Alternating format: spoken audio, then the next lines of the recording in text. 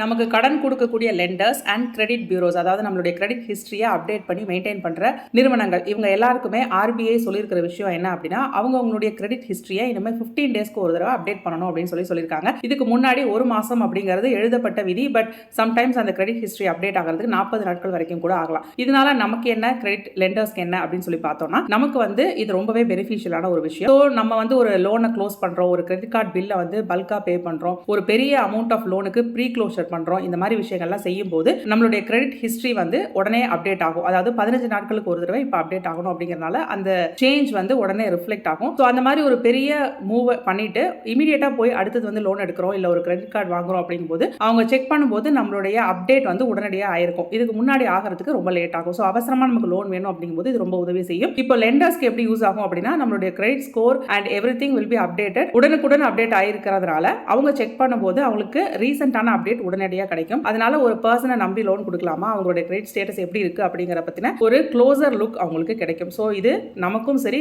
லெண்டர்ஸ்க்கும் ரொம்ப பெனிஃபிஷியலான விஷயம். இது ஜனவரி 1, 2024 இருந்து அமலுக்கு வருது. ஸோ நீங்க லோன்ஸ் ஆர் கிரெடிட் கார்ட்ஸ் எடுக்கிறதுக்கு பார்த்துட்டு இருக்கீங்க, உங்க கிரெடிட் ஹிஸ்டரியை மெயின்டைன் பண்றதுல நோக்கமா இருக்கீங்க அப்படின்னா இதை நோட் பண்ணிக்கோங்க.